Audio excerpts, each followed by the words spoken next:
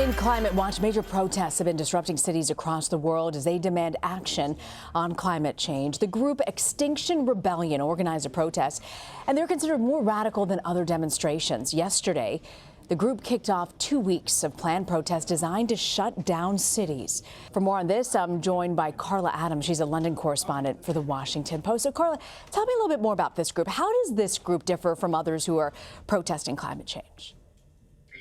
Well, this group is a lot more radical than a lot of other groups. It started just a year ago in the Cotswolds, which is a very pretty part of England. It's had 3 major protests and then lots of little ones since then. So it started last year in October 2018. A month later, they shut down 5 bridges in London.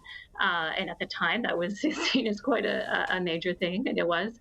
And then in April, they had a much larger protest where there was much more disruption in central London.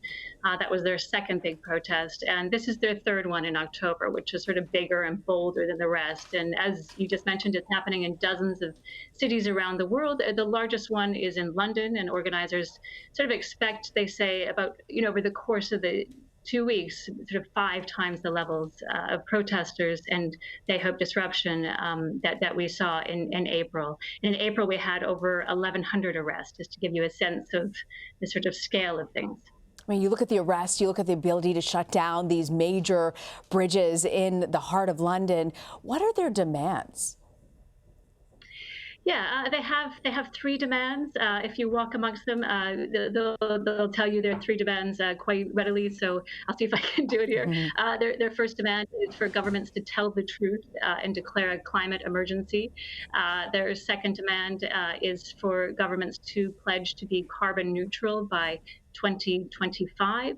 And their third demand is for countries to set up citizen assemblies. And what's a citizen assembly?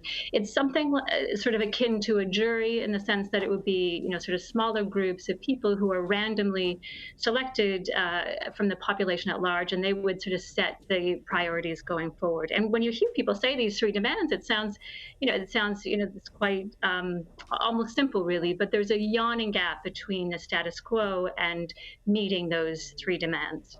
So when you talk about, their ability to sort of shut down cities, do they worry that this could backfire, that even people who are supportive of climate change might not like the disruption that they're forced to face with in their everyday lives?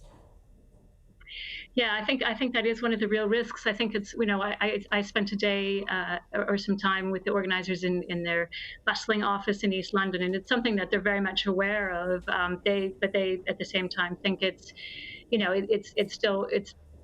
their actions, they believe are sort of worth it for their cause. But yes, of course, I mean, there's going to be a real test, I think, here of public tolerance for the levels of disruption that they're bringing. I think so far, in general, and when we saw the last protest, I think in general the public is quite supportive, but at the same time, we could see there have been sort of minor backlashes, and I think that we could see more as the days roll on, and people sort of can't get to work and can't get to business, their place of work. Yeah, no, that's not insignificant. You're absolutely right. But taking this aggressive style of approach, have they managed to generate any sort of success out of this?